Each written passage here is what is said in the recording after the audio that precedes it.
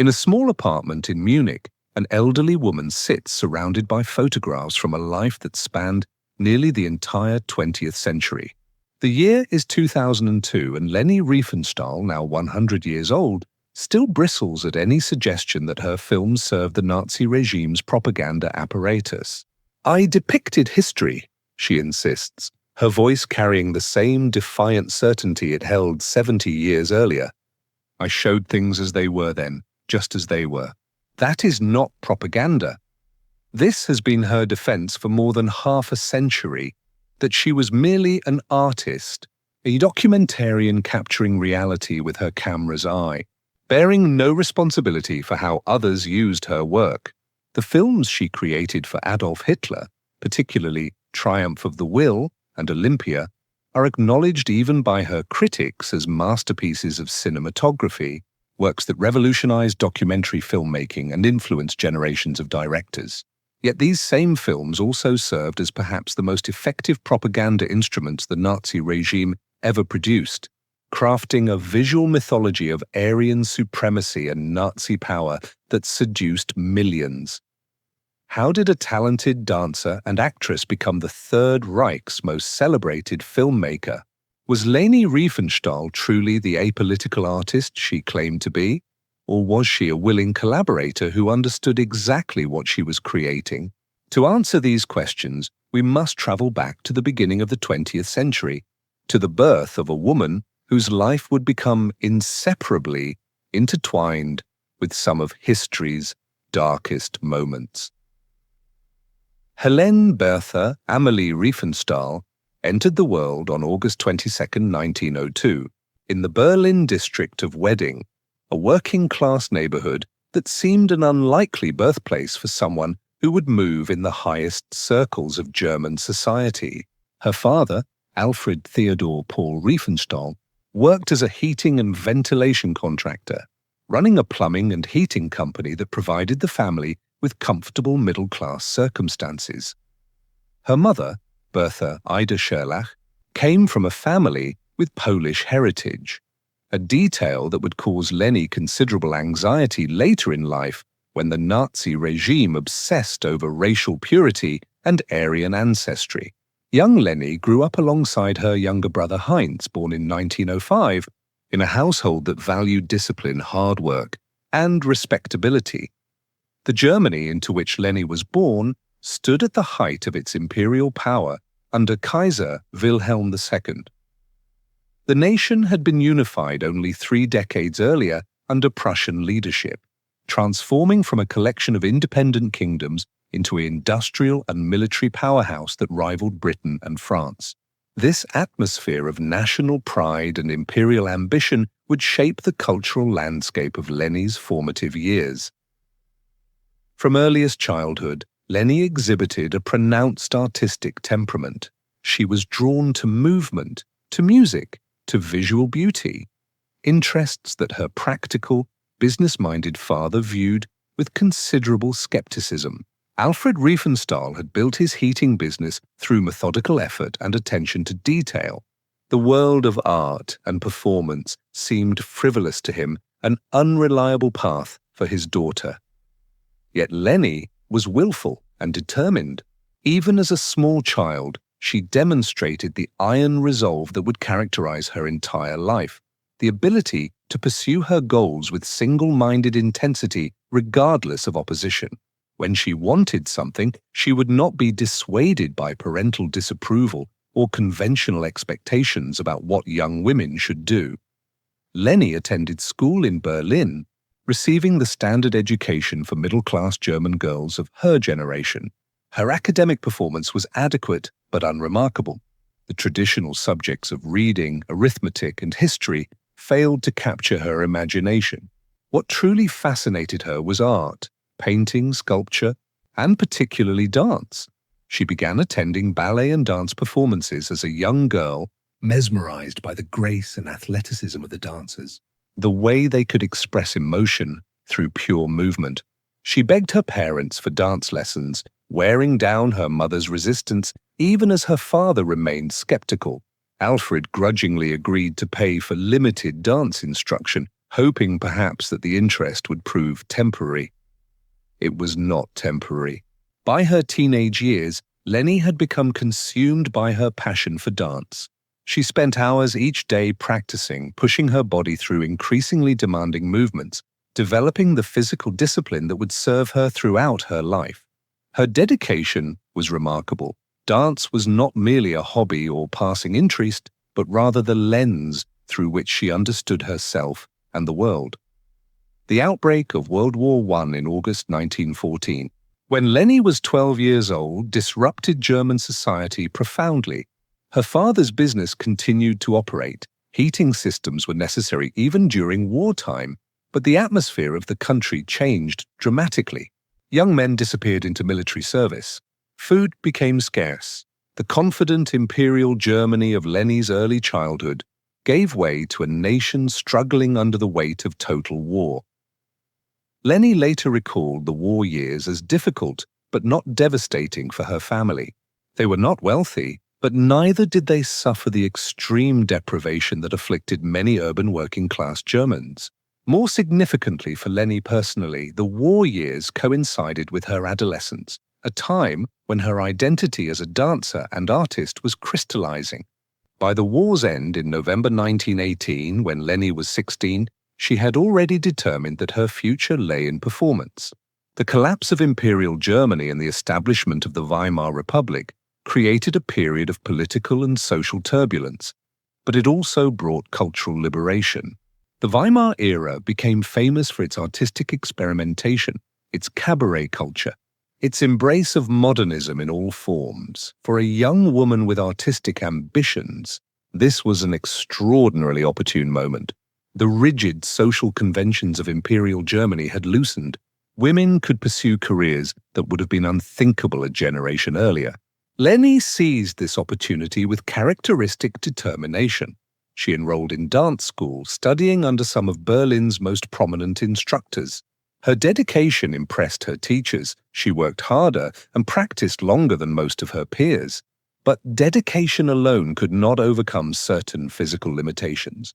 Leni was tall and athletic, with a powerful build that served her well in some forms of dance, but proved less suitable for classical ballet, which favored smaller, more delicate frames.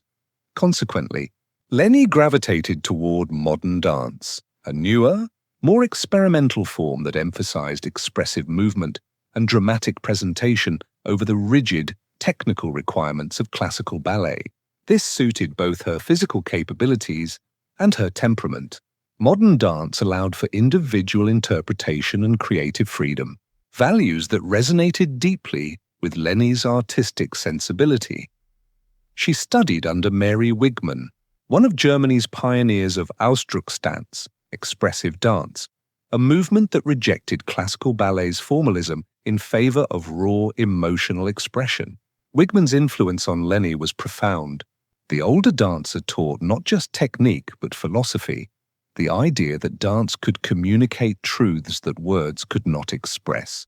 That physical movement could serve as a language unto itself. By the early 1920s, Leni had begun performing professionally. She danced in various venues throughout Berlin and other German cities, gradually building a reputation as an accomplished performer. Her style emphasized athleticism and dramatic intensity. She was not the most technically precise dancer, but she commanded attention through sheer force of personality and physical presence. Critics were divided in their assessments. Some praised her powerful stage presence and emotional authenticity. Others found her performances somewhat overwrought, lacking the subtlety and refinement of more technically accomplished dancers. But even critics who disliked her work acknowledged that Leni Riefenstahl was impossible to ignore when she was on stage. She choreographed her own pieces, selecting music that emphasized drama and intensity. Her performances often featured athletic leaps, powerful gestures, and moments of striking visual beauty.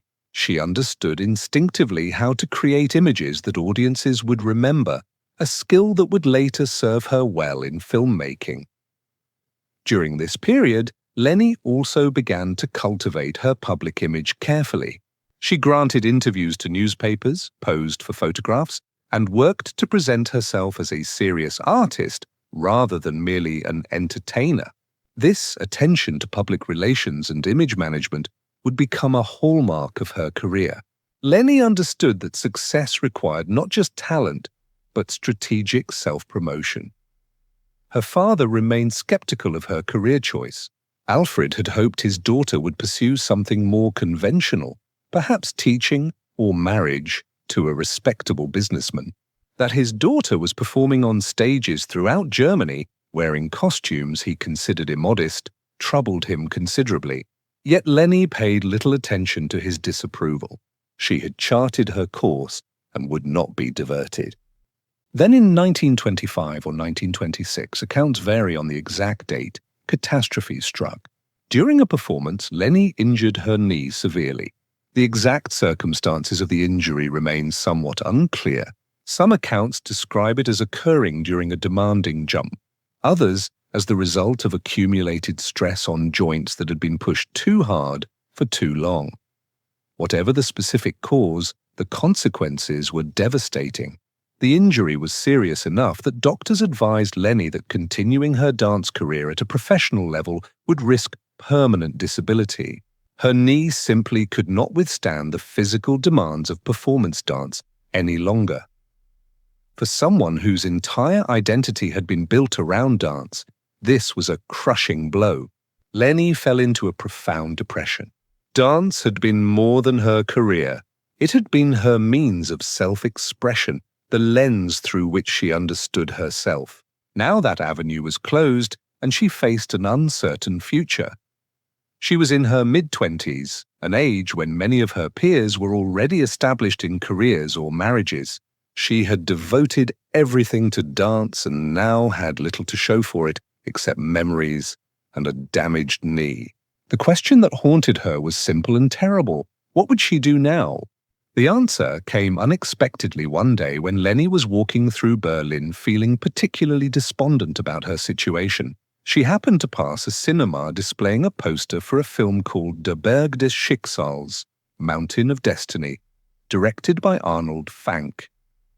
The poster showed dramatic mountain landscapes, climbers scaling sheer cliff faces, images of natural beauty and human struggle against the elements. On impulse, Leni bought a ticket and entered the theater. What she saw on screen that afternoon changed her life.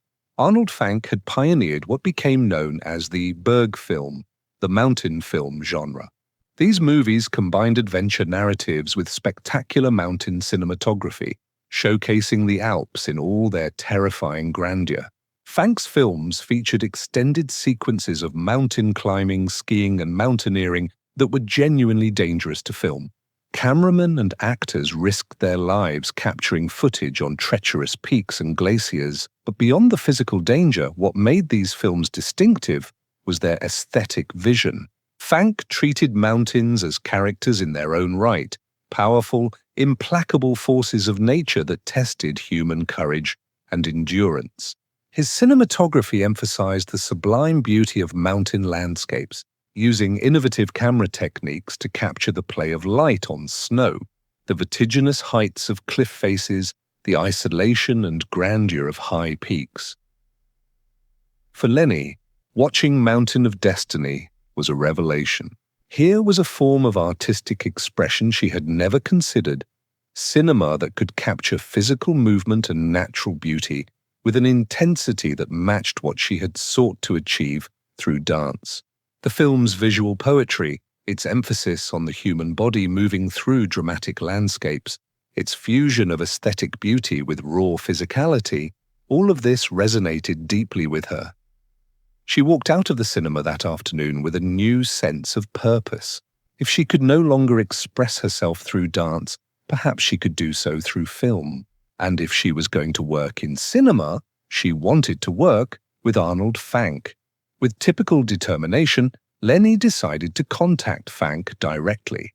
She had no connections in the film industry, no training in acting or cinematography, but she refused to let such obstacles deter her. She wrote Fanck a letter expressing her admiration for his work and her desire to appear in his films.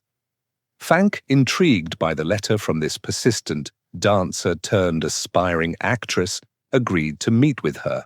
When they met, Leni was 24 years old, athletic and striking in appearance, with an intensity that impressed Fank immediately. She explained that her dance career had ended due to injury, but that watching his film had shown her a new path.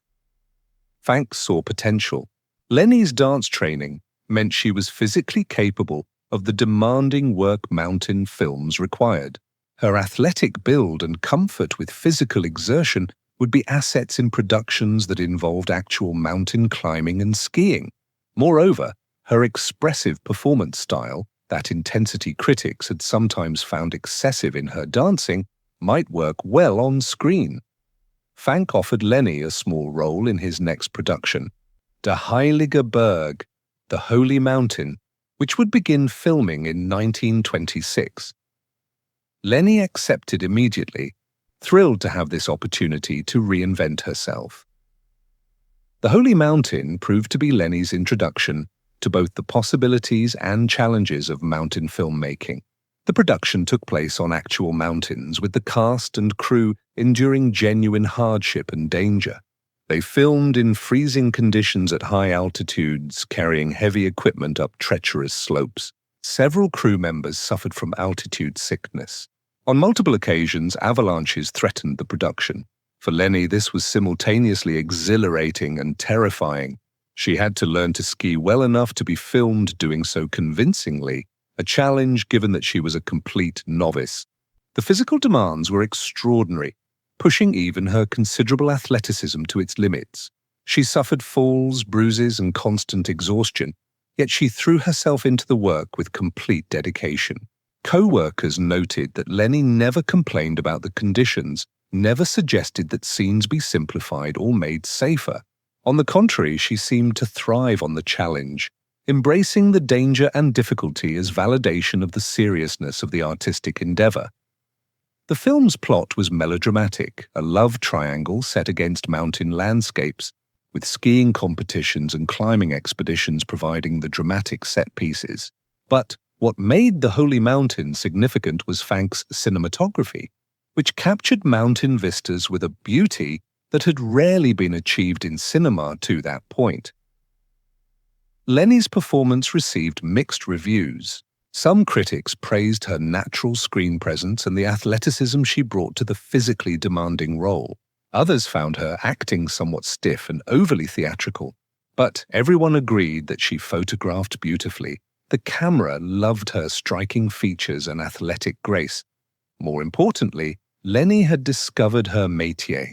Working on The Holy Mountain taught her about filmmaking from the inside, how shots were composed, how sequences were structured, how editing could create emotional effects that transcended the individual images.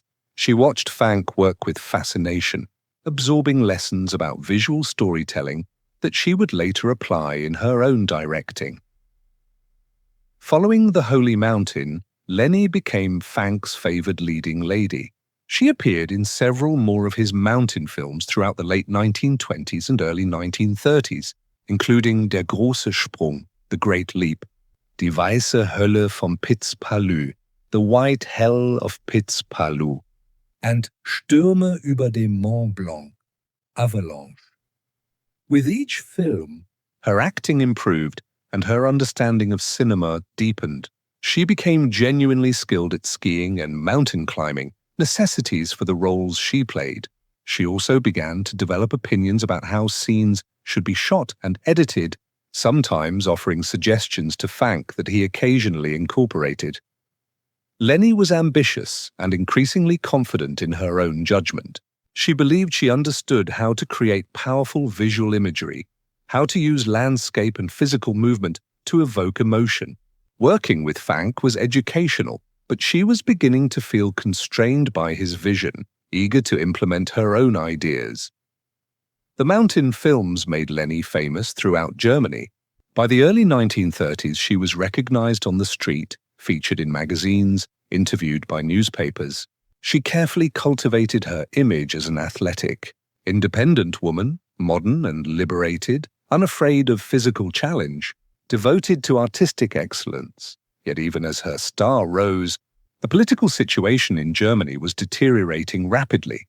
The global economic collapse following the Wall Street crash of 1929 had hit Germany particularly hard. Unemployment soared, savings evaporated. Political extremism flourished. The Nazi Party, once a marginal fringe movement, was gaining support with its promises to restore German greatness and its scapegoating of Jews, communists, and the Weimar Republic itself. Leni later claimed to have paid little attention to politics during these years. She insisted she was focused entirely on her artistic career, oblivious to the gathering storm. This claim of political ignorance would become central to her post-war defense, the assertion that she had been merely an artist, uninvolved and uninterested in political matters. How credible is this claim? It is certainly possible that Leni, consumed by her career, paid limited attention to daily political developments, but it is far less plausible that someone as intelligent and ambitious as Leni Riefenstahl was completely unaware of the Nazi Party's rise or the fundamental transformation of German society occurring around her. By 1931, Leni had decided she wanted to direct her own film. She had learned from Fanck, but she believed she could create something even more powerful by implementing her own artistic vision. The question was what story to tell and how to finance the production. She settled on adapting a German legend about a young woman in a mountain village who has a mysterious, almost supernatural connection to the peaks surrounding her home. The project would be called Das blaue Licht, the blue light. Leni would not just direct but also star in the film, playing the lead role of Junta, a young woman persecuted by suspicious villagers. Financing proved challenging. Film production was expensive and Leni had no track record as a director. She used her fame from the mountain films to attract investors, pitching the project tirelessly. She also brought in Karl Mayer, a respected screenwriter, and Bela Balázs, a Jewish-Hungarian film theorist, to help develop the script, collaborators, whose contributions Leni would later minimize or deny when such associations became politically inconvenient. Production began in 1931. In the Italian Alps, Leni threw herself into directing with the same intensity she brought to everything. She was demanding of her cast and crew, insisting on multiple takes to achieve exactly the visual effect she wanted. She climbed dangerous mountain faces personally to determine camera positions. She worked 18-hour days, driving herself and everyone around her to exhaustion. The result was a visually stunning film that demonstrated Leni's instinctive grasp of cinematic aesthetics. The Blue Light featured extraordinary mountain cinematography, innovative use of light and shadow, and a dreamlike quality that elevated the simple folk tale into something mythic. The film premiered in 1932 and received considerable critical acclaim, winning a silver medal at the Venice Film Festival. The success of The Blue Light established Leni Riefenstahl as more than just an actress in mountain films. She was now a director in her own right, and a talented one. The film's visual poetry and innovative cinematography demonstrated that she possessed genuine artistic vision. Critics praised her ability to use landscape as emotional language to create images that transcended simple narrative storytelling. Yet even as Leni was celebrating her directorial triumph, the political landscape of Germany was undergoing seismic shifts. In the elections of 1932, the Nazi Party had become the largest party in the Reichstag, though they still lacked an outright majority. Adolf Hitler, the party's leader, was positioning himself for power, exploiting the economic chaos and political instability that plagued the Weimar Republic. Leni would later claim that she remained apolitical during this period, focused entirely on her artistic career. But in 1932, she made a decision that would shape the rest of her life. She attended a Nazi Party rally to hear Adolf Hitler speak. According to Leni's own account, written decades later, she was mesmerized by Hitler's oratory. She described feeling as though his words spoke directly to her, touching something deep in her German soul. Whether this memory is accurate or represents post hoc rationalization is impossible to determine with certainty. What is documented, however, is that following this rally, Leni wrote to Hitler expressing her admiration and her desire to meet him. Hitler, who had seen and admired the blue light, agreed to meet with Riefenstahl.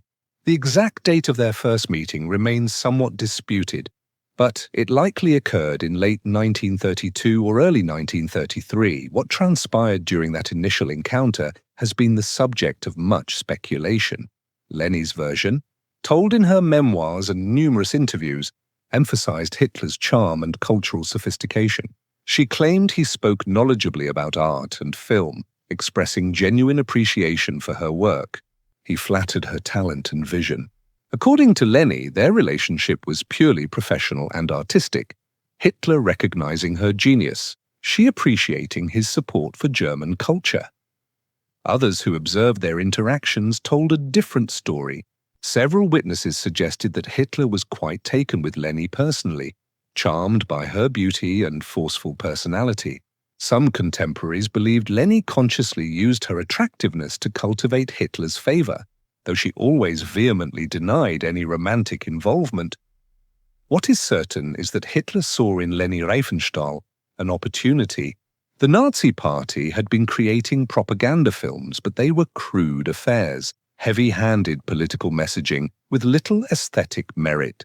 Hitler understood the power of visual imagery and believed that cinema could be a crucial tool for shaping public opinion. In Leni, he saw a director with proven artistic talent who might create films that served the party's goals while also being genuinely compelling as cinema. When Hitler became Chancellor in January 1933, initiating the Nazi seizure of power, one of his early decisions was to commission Leni Riefenstahl to film the Nazi Party Congress that would be held in Nuremberg in September.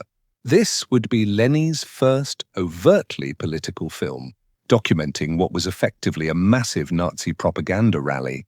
The resulting film, Der Sieg des Glaubens, a Victory of Faith, was Leni's first foray into political documentary. The film documented the 1933 Party Congress with its elaborate pageantry, tens of thousands of uniformed party members marching in formation, dramatic lighting effects, Hitler addressing the massed crowds, and Ernst Röhm prominently featured as the leader of the SA. Leni approached the project as she approached all her work, with total commitment and meticulous attention to visual composition. She employed multiple cameras positioned at various angles to capture the spectacle from different perspectives. She paid careful attention to lighting and composition, creating images of considerable aesthetic power. The film was completed and screened, but it soon became a problem for the Nazi regime. In June 1934, Hitler ordered the purge of the SA leadership during the Night of the Long Knives, and Ernst Röhm, who featured prominently in Victory of Faith, was executed. Suddenly, the film's extensive footage of Röhm had become politically toxic. The Nazi regime attempted to destroy all copies of Victory of Faith. For decades, it was believed that all prints had been successfully eliminated, rendering the film lost. Only in the 1990s was a copy discovered in an East German archive, allowing modern audiences to see Leni's first propaganda film. Despite the embarrassing situation with Victory of Faith, Hitler commissioned Leni to film the 1934 Party Congress as well. This would result in Triumph des Willens, Triumph of the Will, the film that would become both Leni's masterpiece and her albatross, a work of undeniable cinematic brilliance that also served as perhaps the most effective propaganda film ever. Created, Leni was given unprecedented resources and authority for the production. She commanded a crew of over 100 technicians, 16 cameramen, and numerous assistants. Elaborate preparations were made at the rally grounds in Nuremberg. Tracks were laid for moving camera shots. Platforms were constructed for elevated angles, and the rally itself was choreographed partly with filming requirements in mind. The production blurred the line between documentary and theatrical performance. Was Leni filming a rally that would have happened regardless of her presence? Or was the rally itself being staged for her cameras? The reality was somewhere in between. The party congress would have occurred with or without Leni's cameras, but the Nazi leadership, particularly Hitler and Minister of Propaganda Joseph Goebbels, understood that Leni was creating a film, and they adjusted elements of the event to enhance its cinematic impact. Leni spent days filming the massive spectacle. She captured Hitler's arrival in Nuremberg, dramatically descending from the clouds in an airplane. She documented the enormous rallies with their carefully choreographed displays of military precision, hundreds of thousands of uniformed men moving in perfect synchronization, massive swastika banners providing stark visual symbolism, Hitler addressing the crowds with messianic fervor. The editing process took months. Leni personally supervised the cutting of over 60 hours of raw footage into a 2-hour film. She employed innovative editing techniques, creating rhythmic sequences where images and sound worked together to create emotional impact. She used Wagner's music to underscore key moments, creating a sense of mythic grandeur. The resulting film is a masterwork of cinematography and editing. Leni's visual compositions are striking. Low angles that make Hitler appear heroic and larger than life, high angles showing the geometric perfection of massed formations, close-ups of individual faces alternating with vast crowd shots to create both intimacy and spectacle. The film opens with Hitler descending from the clouds over Nuremberg, a visual metaphor portraying him as a quasi-divine figure arriving to save Germany. It proceeds through various rally events, building to increasingly intense emotional crescendos. The film's climax features Hitler's speeches, edited to maximum dramatic effect, intercut with shots of the adoring masses hanging on his every word. Triumph of the Will premiered in March 1935 to enormous acclaim in Germany. It won numerous awards, including the German Film Prize, Deutsche Filmpreis, and a gold medal at the 1937 World Exhibition in Paris. Even critics in democratic countries acknowledged its technical brilliance, though many were uncomfortable with its political content. Film scholars and critics have argued for decades about how to evaluate Triumph of the Will. Is it a work of art that can be appreciated separately from its political content? Or is the political content so inseparable from the artistic achievement that the film must be condemned as evil regardless of its technical merits? Leni always insisted that the film was purely documentary, that she simply recorded reality as she found it. I just observed and tried to film it well. The idea that I had helped to make propaganda was, and is to me, incomprehensible, she said, decades later. This defense is deeply problematic. While Leni may have believed it sincere, it ignores several crucial facts. First, she had enormous input into how the rally was staged for her cameras. The event and the film were co-constructed. Second, her editing choices, which images to include, how to sequence them, what music to use, were all interpretive decisions that shaped meaning. Third, and most damningly, she knew exactly what the Nazi regime represented by 1934, and she chose to create a film that presented that regime in the most favorable light possible. Triumph of the Will was not merely a documentary, it was a sophisticated piece of propaganda that made Nazi ideology and Nazi power look appealing, even intoxicating. It served the regime's goals perfectly, presenting Hitler as a messianic leader, showing the Nazi movement as powerful and unified, and creating visual imagery that would be used to recruit supporters and intimidate opponents. Following the success of Triumph of the Will, Leni's position within the Nazi hierarchy was secure. She was Hitler's favorite filmmaker, granted access and resources that other directors could only dream of. She socialized with the Nazi elite, attending parties with Goebbels, dining with Albert Speer, photographed at various regime functions. Her relationship with Joseph Goebbels was particularly complicated. As Minister of Propaganda and Enlightenment, Goebbels technically had authority over all German film production. Yet Leni insisted on maintaining independence, working directly with Hitler and refusing to submit to Goebbels' oversight. This created ongoing tension. Goebbels respected Leni's talent but resented her refusal to acknowledge his authority. His diaries contain numerous references to Leni, alternating between praise for her work and irritation at her difficult personality. The nature of Leni's awareness of Nazi crimes during this period would become central to post-war debates about her culpability. What did she know, and when did she know it? The Nazi regime's persecution of Jews had been public and increasingly severe throughout the 1930s. The Nuremberg laws of 1935 had stripped Jews of citizenship and prohibited intermarriage. Kristallnacht in November 1938 saw organized pogroms throughout Germany, with Jewish businesses destroyed and synagogues burned. Leni later claimed ignorance of these events, or when such ignorance was implausible, insisted they had not registered as particularly significant to her apolitical mind. She maintained that she was focused entirely on her artistic work and paid little attention to political developments. This claim becomes harder to sustain when one examines specific incidents.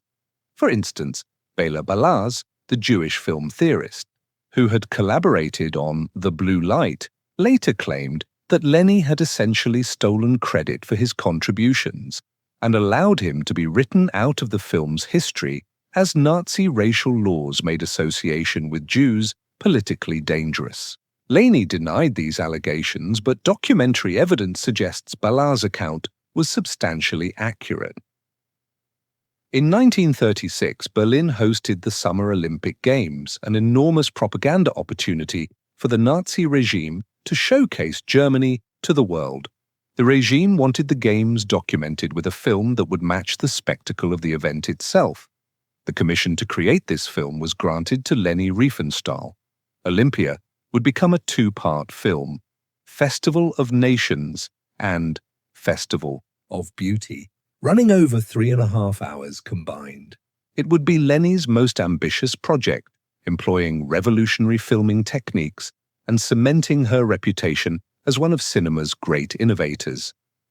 The Nazi regime provided Leni with extraordinary resources. She commanded a crew of over 100 people, multiple camera teams, and access to film equipment that was being custom-built for the project.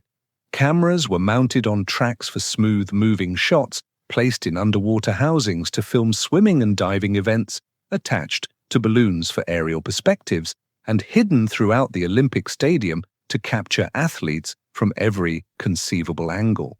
Leni spent months preparing for the Games. She studied film of previous Olympics to understand how sports had been documented before. She met with athletes to understand their events from a participant's perspective. She planned elaborate camera setups for different venues. By the time the Games began in August 1936, Leni and her crew were as prepared as possible for the enormous undertaking ahead. The filming of the 1936 Olympics was an extraordinary technical achievement. Leni's crews captured approximately 400,000 meters of film, an enormous amount that would take over a year to edit into the final product. They documented not just the competitions, but also the pageantry surrounding them, the opening ceremonies with their carefully choreographed spectacle, the crowds of spectators, the atmosphere of international competition. Leni employed techniques that were revolutionary for their time. Slow motion was used to capture the grace and power of athletic movement, high jumpers appearing to hang suspended in midair, divers rotating with balletic precision, runners' muscles rippling in detailed close-up. Underwater cameras revealed swimmers from perspectives never before seen. Cameras positioned in pits below the high jump bar looked up as athletes soared overhead. The film captures Jesse Owens' historic performance, the African-American athlete winning 4 gold medals in front of Hitler, supposedly disrupting Nazi theories of Aryan racial superiority. Leni gave significant screen time to Owens' victories, creating sequences of his running and jumping that were aesthetically beautiful and celebrated his achievements. This fact would later be used by Leni's defenders as evidence that she was not truly a Nazi ideologue. Look, they would argue, she celebrated Jesse Owens. Clearly she didn't embrace Nazi racial theories. Leni herself promoted this interpretation, claiming that Hitler had been furious with her for showcasing Owens so prominently. The reality was more complex. Yes, Leni filmed Owens's victories extensively, but Owens was one of the game's major stories, and excluding him would have been absurd. Moreover, the way Leni filmed Owens, while aesthetically beautiful, was not substantively different from how she filmed other athletes. She was creating a film about athletic achievement and physical beauty, using whatever material the games provided. After the games concluded, Leni began the monumental task of editing 400,000 meters of footage into a coherent film. The process would consume over 18 months of intensive work.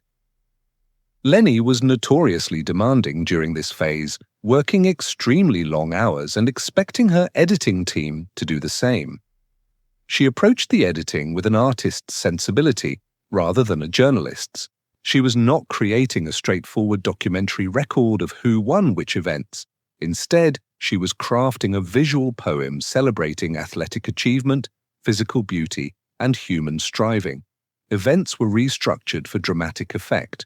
Music, including pieces composed specifically for the film, was carefully synchronized with images to heighten emotional impact. The film's opening sequence exemplified Leni's approach. Rather than beginning with the opening ceremonies, she created an elaborate prologue showing ancient Greek ruins, then a slow dissolve to a nearly nude male discus thrower in classical Greek style, which then morphed into modern athletes warming up. This sequence positioned the modern Olympics as the heir to ancient Greek athletic traditions, creating a mythic framing that elevated the entire film. Throughout the film, Leni emphasized the beauty of athletic bodies in motion. There are numerous shots of athletes' muscular physiques, particularly male athletes, filmed with an almost sculptural attention to physical form. Some commentators have noted a homoerotic quality to these images, though Leni always insisted she was simply celebrating physical perfection. Olympia premiered on April 20, 1938, Hitler's birthday, at a gala event in Berlin attended by the Nazi leadership and international dignitaries. The film was immediately recognized as a remarkable achievement. Even critics who were uncomfortable with the Nazi regime acknowledged the film's technical brilliance and innovative cinematography. The film won numerous awards, including the Coppa Mussolini at the 1938 Venice Film Festival, an award presented by Italian dictator Benito Mussolini, Hitler's fascist ally. It was also awarded the Swedish Polar Prize, the Greek Parthenon Prize, and the Olympic Diploma. Critics worldwide praised its aesthetic achievements, even as the Nazi regime used it as a propaganda tool to enhance Germany's international prestige. Film historians and sports documentarians have extensively studied Olympia, which influenced generations of sports filmmaking.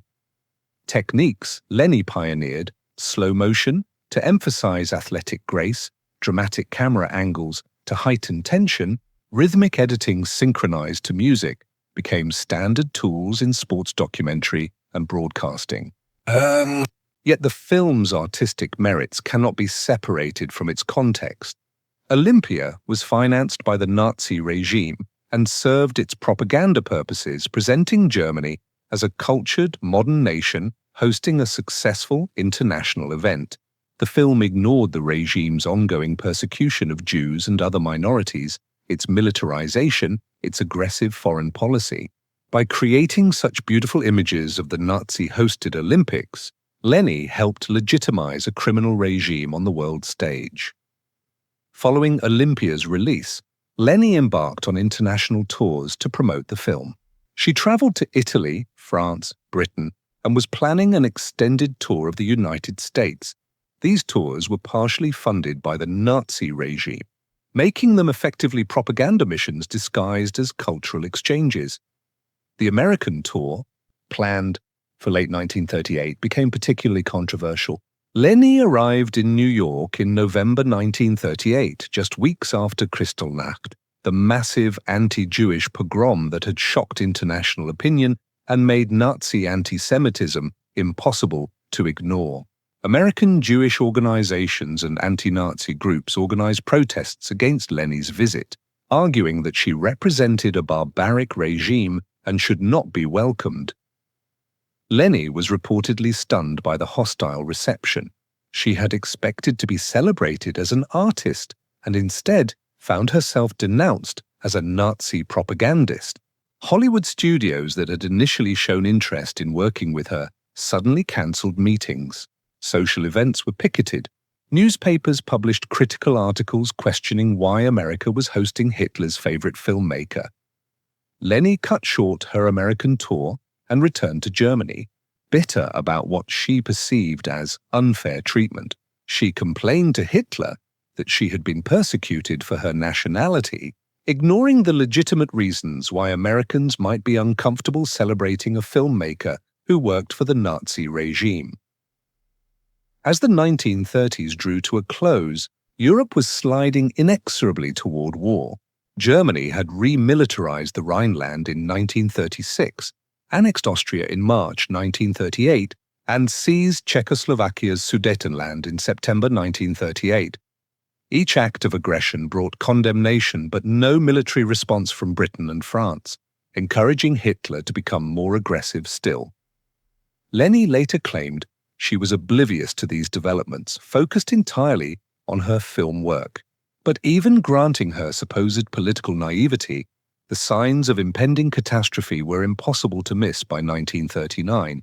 Germany was obviously preparing for war, and the Nazi regime's brutality toward its perceived enemies was increasingly overt. On September 1st, 1939, Germany invaded Poland.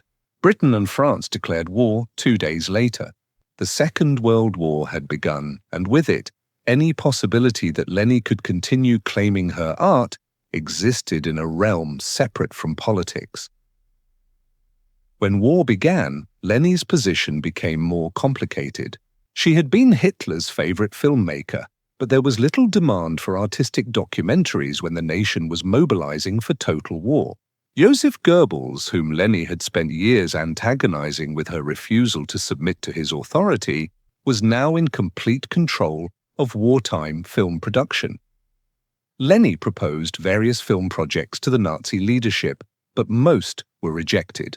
She suggested a film about the invasion of Poland, a proposal that went nowhere. She attempted to attach herself to various propaganda efforts, but found doors that had been opened to her in peacetime now closed. During the invasion of Poland in September 1939, Leni did travel to the front as a war correspondent or observer. Her exact role remains somewhat unclear. What is certain is that she witnessed the aftermath of a massacre of civilians in the Polish town of Kącki, where German soldiers had killed numerous Jewish civilians. This incident would become significant in post-war legal proceedings. Survivors testified that Leni had been present and had done nothing to stop the killings or help the victims. Leni claimed she had been traumatized by witnessing the violence and had complained to German officers about the atrocity.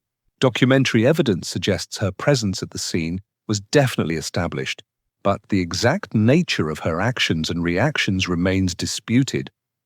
Frustrated by her inability to secure major wartime commissions, Leni decided to produce and direct her own feature film, an adaptation of an opera called Tiefland, Lowland.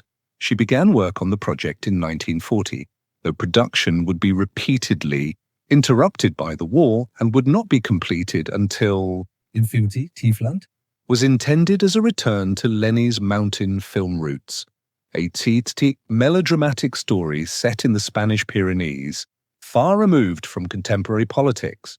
Leni cast herself in the lead role, despite being nearly 40 years old when principal photography began, arguably too old for the young peasant girl she was playing. The production became notorious for Leni's use of Roma, gypsy, prisoners from concentration camps as extras. Leni recruited approximately 60 Roma from the Maxklan camp near Salzburg to appear in the film as Spanish peasants. These prisoners were housed in a separate camp during filming, used for the production, and then returned to the concentration camp system afterward. After the war, survivors testified that many of these Roma were subsequently murdered in concentration camps. Leni claimed ignorance of their ultimate fate, insisting that she had treated them well during filming, provided them with food and clothing, and assumed they would be returned safely to their homes after the production ended. This incident would become central to post-war legal proceedings against Leni, as it demonstrated her direct, knowing use of concentration camp prisoners for her personal film project, making claims of ignorance about the camp system implausible. As Germany's defeat became inevitable in early 1945, Leni found herself in an increasingly precarious position. She had been Hitler's favorite filmmaker, had socialized with the highest Nazi leadership, had created the regime's most effective propaganda films. Yet, she had also spent recent years working on Tiefland, a project far removed from wartime propaganda, which perhaps allowed her to maintain some psychological distance from the regime's atrocities. In the final chaotic weeks of the war, Leni fled Munich with her mother and a small group of associates, heading toward the Austrian Alps. She carried with her the unfinished film materials for Tiefland and various personal documents. The group moved from place to place, trying to stay ahead of advancing Allied forces, joining the tide of refugees desperately seeking safety as the Third Reich collapsed. On May 8, 1945, Victory in Europe Day, Germany officially surrendered. Leni was in the small Austrian town of Kitzbühel when American troops arrived. Unlike some Nazi figures who attempted to hide their identities or escape prosecution, Leni did not go into hiding. She was too famous. Her face was known throughout Germany and beyond.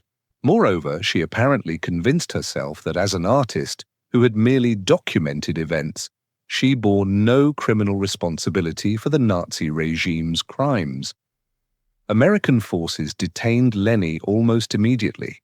She was classified as a fellow traveler of the Nazi regime, someone who had supported and benefited from Nazi rule without being directly responsible for criminal acts.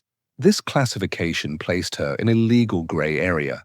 She was clearly not a major war criminal like the leaders who would stand trial at Nuremberg, but neither was she merely an ordinary German who had passively endured the regime. Interrogators were primarily interested in two questions. What was her relationship with Hitler and the Nazi leadership? And what did she know about the regime's crimes, particularly the Holocaust? Leni's responses established the defensive narrative she would maintain for the rest of her life. She insisted that her relationship with Hitler had been purely professional and artistic.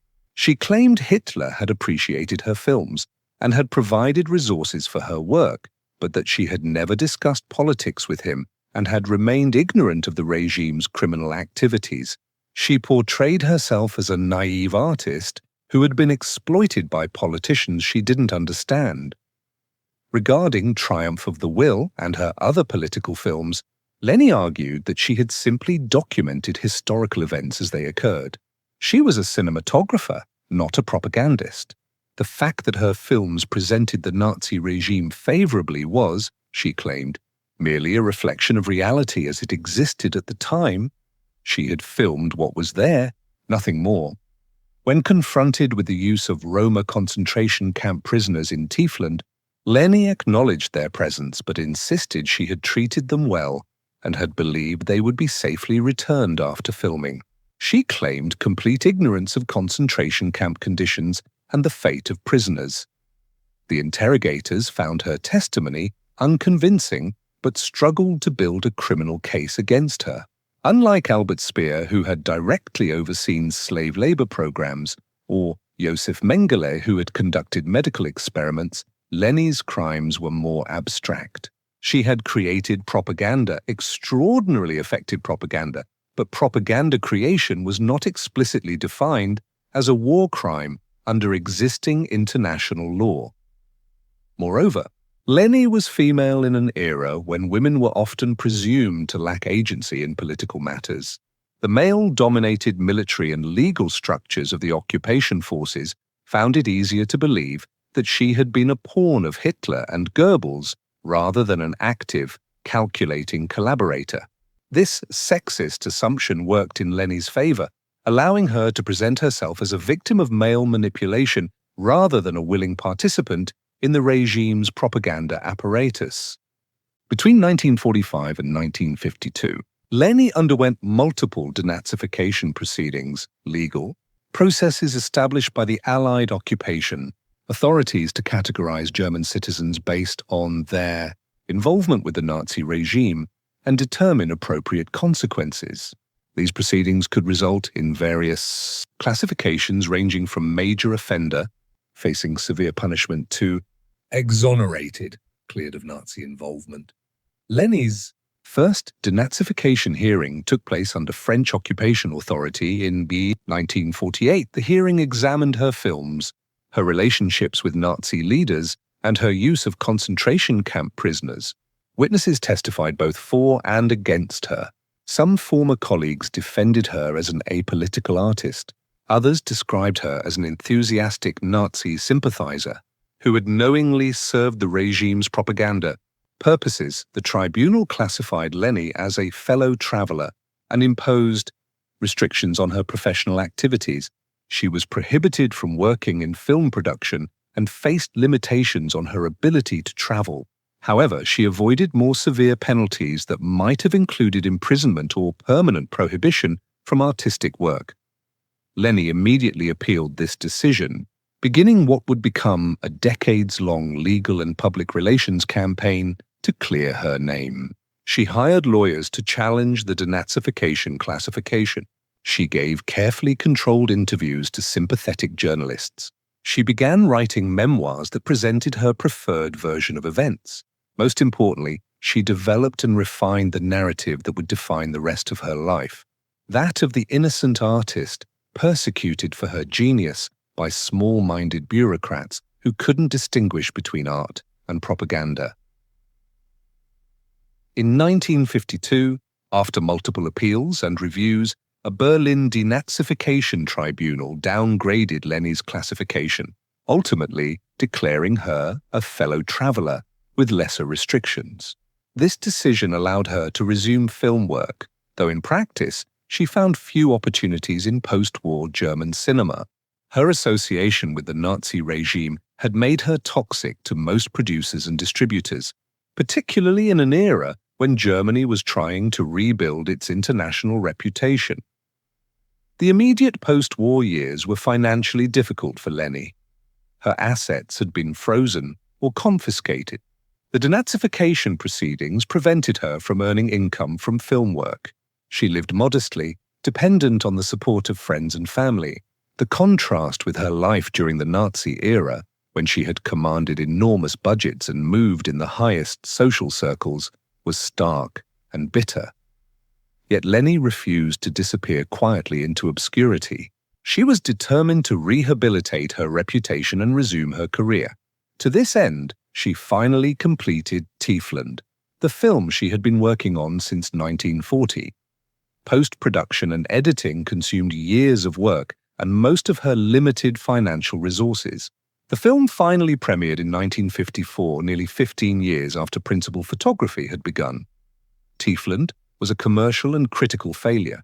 The film's melodramatic story felt dated, and Leni's performance, she was in her 50s, playing a young peasant girl, was widely ridiculed. More damaging were the protests that accompanied the film's release. Jewish groups and anti-Nazi organizations picketed theaters, reminding audiences that the film had been made using concentration camp prisoners as forced extras. Newspapers ran stories about the Roma who had appeared in the film and were subsequently murdered in the camps. Leni sued various newspapers and organizations for defamation. claiming their allegations about her mistreatment of the Roma prisoners were false. These lawsuits became another front in her rehabilitation campaign. Some cases she won on technical grounds. Others were settled out of court. But the legal victories were Pyrrhic. They kept her name in the news in connection with Nazi crimes, exactly the association she was trying to escape. Unable to revive her film career, Leni reinvented herself in the 1960s as a still photographer. She had always been interested in photography, and the skills she had developed as a filmmaker, composition, lighting, visual storytelling, translated well to the medium. But rather than photographing in Germany, where her Nazi past haunted her constantly, Leni chose a dramatically different subject and location. She became fascinated with Africa, particularly with the Nuba people of Sudan, a tribal group living in relative isolation in the Nuba Mountains. Beginning in the 1960s, Leni made multiple trips to Sudan, spending months living among the Nuba, documenting their culture, ceremonies, and daily life. The resulting photographs emphasize the physical beauty of Nuba bodies, particularly the young male warriors, with their elaborate body painting and athletic physique. Leni published several books of Nuba photography, The Last of the Nuba, 1973, and The People of Kau, 1976. The books were successful, garnering critical praise for their striking images and introducing Western audiences to a little-known culture. For Leni, this success represented vindication, proof that she remained a significant artist capable of producing important work. Yet even this African photography became controversial. Critics, particularly the essayist Susan Sontag, argued that Leni's Nuba photographs embodied the same fascist aesthetic that had characterized Triumph of the Will. The emphasis on perfect physical specimens, the celebration of primitive masculinity, the compositional techniques that made individuals appear as elements in larger geometric patterns, all of this, Sontag argued, revealed continuity with Leni's Nazi-era work, rather than representing a break from it. Sontag's 1975 essay, Fascinating Fascism, became one of the most influential critical analyses of Leni's work. Sontag argued that fascism had an aesthetic dimension, a particular way of seeing and presenting the world that celebrated physical perfection, hierarchical order, and the subordination of individuals to collective formations. This fascist aesthetic appeared consistently throughout Leni's career, from Triumph of the Will through the Nuba photographs, suggesting that her claims of political naivety were false. She had always been attracted to and expert at creating fascist imagery. Leni was furious about Sontag's essay and threatened legal action, though she ultimately did not sue. The analysis stung because it struck at the heart of her defense. If Sontag was correct that Leni's artistic vision was fundamentally fascist in character, then her claims of being merely a neutral documentarian became impossible to sustain. In her 70s, Leni took up yet another new pursuit: underwater photography and diving. She became a certified diver and began photographing marine life, particularly coral reefs and tropical fish. This was an astonishing physical achievement for someone of her age. Leni's lifelong commitment to physical fitness, a vestige of her dance training, allowed her to undertake physically demanding diving expeditions well into her 90s. She published books of underwater photography, which were well received though less culturally significant than her Nuba work. These books served partly as evidence of her continued vitality and artistic productivity, but they also represented an escape into a realm completely divorced from human politics. Underwater, there were no Nazis, no denazification hearings, no accusations of collaboration, only color, light, and the alien beauty of marine ecosystems. Throughout her post-war life, Leni was constantly involved in litigation. She sued journalists who called her a Nazi, publishers who associated her with war crimes, and historians who questioned her version of events. She won many of these cases, particularly in German courts, that applied strict defamation standards protecting individuals' reputations. These legal victories allowed Leni to claim vindication. "The courts have exonerated me," she would say in interviews, pointing to favorable verdicts as proof of her innocence. But the reality was more complex. German defamation law placed high burdens on defendants to prove the literal truth of specific statements. Winning a defamation case didn't necessarily mean Leni was innocent of collaboration. It often meant only that a particular journalist couldn't prove a specific claim to the court's satisfaction. Moreover, Leni's legal strategy had a chilling effect on critical examination of her work. Journalists and historians knew that writing about her invited expensive, time-consuming litigation. Many publications, unwilling to spend money defending against her lawsuits, simply avoided the topic. This allowed Leni to shape the narrative about her life more effectively than would have been possible if critics could write freely without fear of legal consequences. In 1987, Leni published her memoirs, a massive tome of over 600 pages titled Memoiren. The book presented her life story according to her preferred narrative. The talented artist who happened to live during a terrible period in German history, who created beautiful films without understanding their political implications, who was then persecuted after the war by people who couldn't distinguish between art and propaganda. The memoirs were bestsellers in Germany and were translated into multiple languages. They reinforced the image Leni had spent decades cultivating, that of an innocent victim rather than a Nazi collaborator.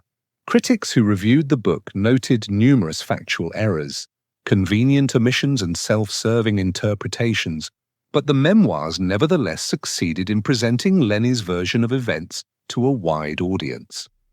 Academic historians largely dismissed the memoirs as unreliable sources riddled with self-justification, but for general readers who weren't familiar with the historical details, the memoirs seemed plausible. Here was an elderly woman reflecting on her long, eventful life, acknowledging mistakes, but insisting she had never intended to serve an evil regime. The narrative had emotional power, even if it was historically dubious.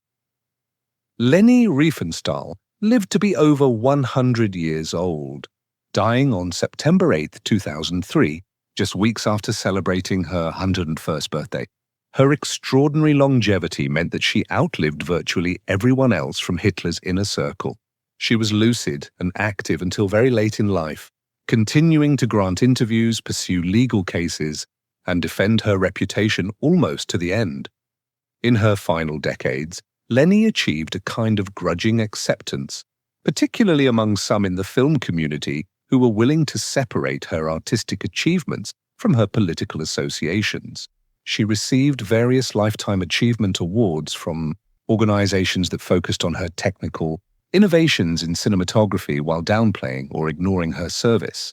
To the Nazi regime, young filmmakers and scholars sometimes visited her, seeking to learn from a living link to cinema's early history. Leni was generally gracious with such visitors, willing to discuss camera techniques and editing strategies while deflecting questions about politics with well-rehearsed responses about artistic independence. When she died in 2003, obituaries around the world struggled with how to characterize her legacy. Some emphasized her innovations in documentary filmmaking and sports cinematography, crediting her as a pioneer whose technical achievements influenced generations of directors. Others focused on her role as Nazi Germany's chief propagandist, arguing that her artistic talents had been placed in service of evil and that no amount of aesthetic brilliance could redeem films that glorified a genocidal regime. The central question surrounding Leni Riefenstahl's life and work has never been definitively answered. Was she a knowing, willing collaborator with the Nazi regime? Or was she a naive artist exploited by politicians whose goals she didn't understand or share? The case for her defense rests on several points. First, she was never a member of the Nazi Party, a fact she emphasized constantly. Second, she claimed repeatedly that she was apolitical, focused entirely on her art. Third, She argued that her films simply documented events as they occurred. She didn't create Nazi ideology, she merely filmed its public expressions. Fourth, she pointed to her celebration of Jesse Owens in Olympia as evidence that she didn't embrace Nazi racial theories. Finally, she noted that she faced restrictions and difficulties from Nazi officials like Goebbels, suggesting she was not fully accepted within the regime's inner circle. The case against her is more compelling. First, whether or not she carried a party card, she worked closely with Hitler and benefited enormously from her association with the regime. Second, her claims of political naivety become implausible when examined closely.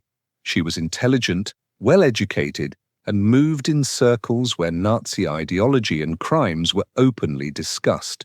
Third, her films were not neutral documentaries, but rather carefully constructed propaganda that presented Nazism in the most favorable possible light.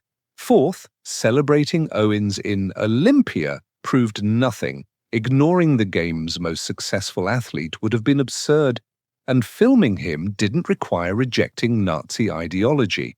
Fifth, her tensions with Goebbels stemmed from personality conflicts and turf battles, not ideological differences. Finally, and most damningly, she knowingly used concentration camp prisoners in Tiefland, demonstrating direct, personal involvement with the Nazi camp system. Moreover, her post-war behavior reveals much about her character.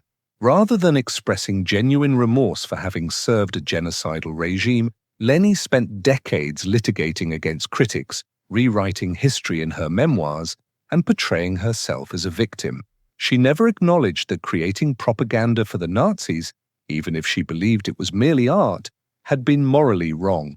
She never expressed empathy for the regime's victims or accepted even partial responsibility for having made Nazism appear attractive and powerful. Leni Riefenstahl's life raises profound questions about the relationship between art and politics, and about artists' responsibilities for how their work is used. Can art be separated from the political context in which it was created? Do artists bear moral responsibility when their work serves evil purposes, even if that wasn't their primary intention? Triumph of the Will undeniably possesses aesthetic merit.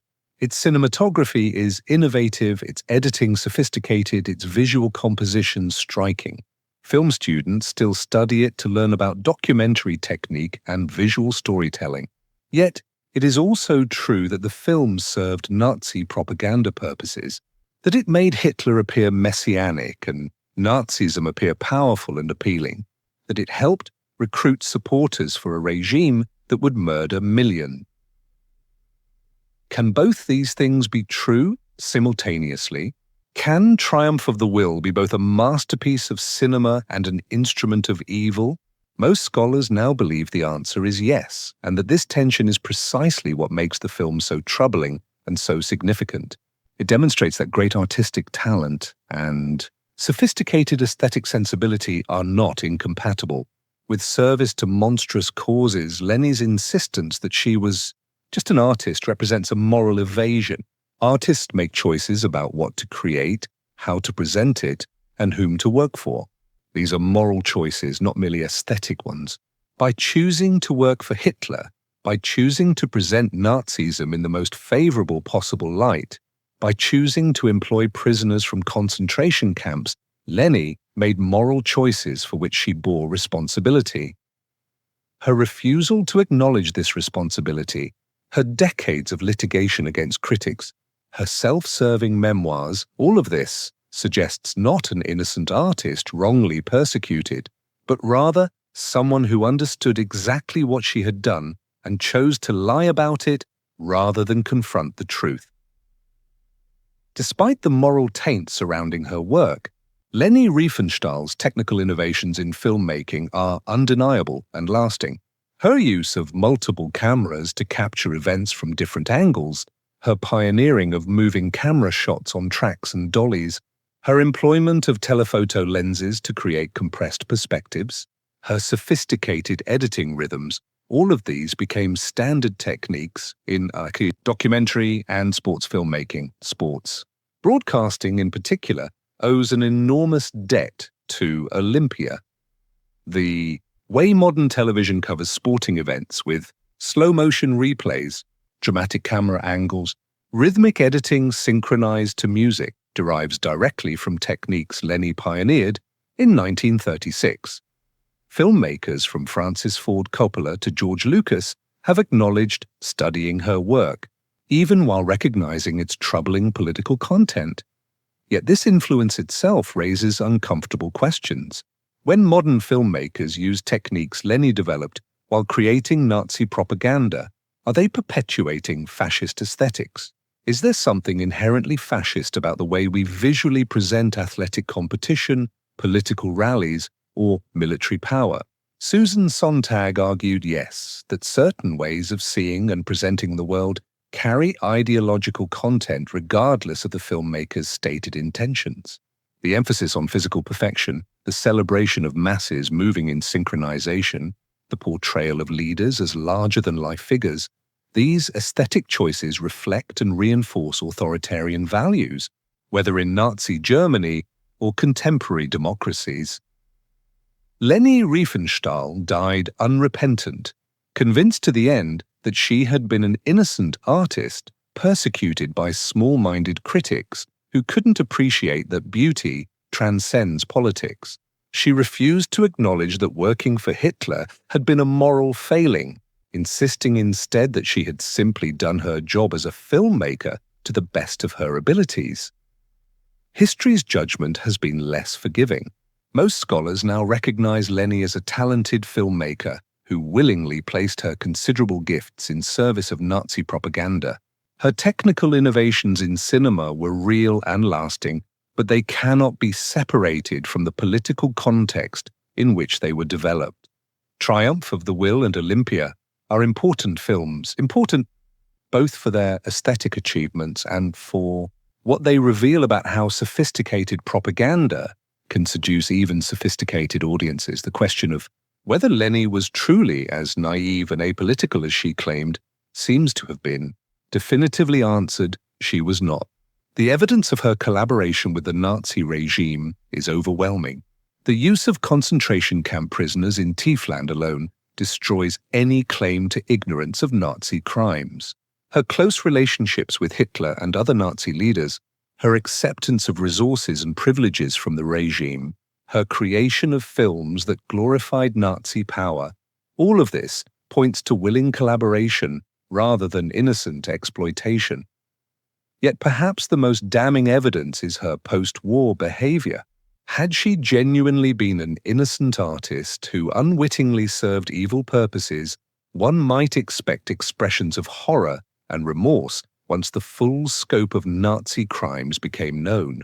Instead, Leni spent decades defending herself, suing critics, and insisting she bore no responsibility for the regime's crimes.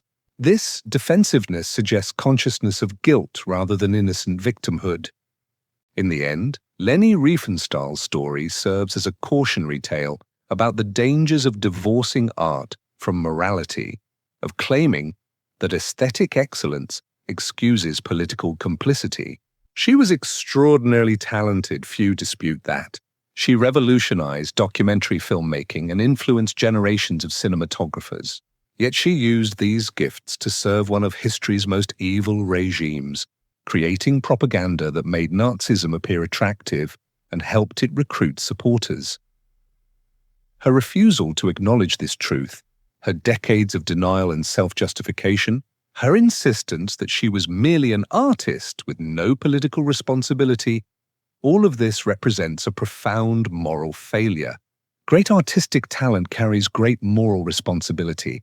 Those who possess the ability to move audiences, to shape perceptions, to create powerful images, they bear particular responsibility for how those gifts are employed. Leni Riefenstahl employed her gifts in service of Adolf Hitler and Nazi Germany. That is the inescapable truth of her life. Her later work photographing the Nuba and marine life, her longevity and continued artistic productivity, her legal victories and public rehabilitation efforts, none of this can erase or diminish that central, damning fact she died at age 101. having outlived her era and most of her critics, but she could not outlive history's judgment. That judgment is clear. Leni Riefenstahl was a brilliant filmmaker who was also a Nazi collaborator, an artist of exceptional talent who placed those talents in service of genocide and aggressive war. Her technical innovations enriched cinema. Her moral failures diminished humanity. Both are true, and both must be remembered. The films remain beautiful, troubling, powerful, and evil. They stand as permanent testaments to both human artistic capability and human moral bankruptcy. Reminders that talent and intelligence provide no protection against the seductions of power, and that aesthetic brilliance can coexist with moral monstrosity. In this sense, Leni Riefenstahl's life and work remain painfully relevant, a warning to every generation of artists about the responsibilities that accompany creative gifts. When asked late in life whether she regretted making Triumph of the Will, Leni replied, "I regret that I was alive at that time. Not that she had made the film, not that she had served Hitler, only that she had the misfortune to live during an era when her service to evil would be remembered and condemned."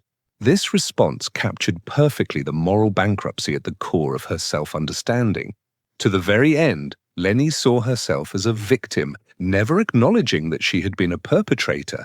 For this failure of moral imagination as much as for her actual crimes, history judges Leni Riefenstahl harshly, and rightly so.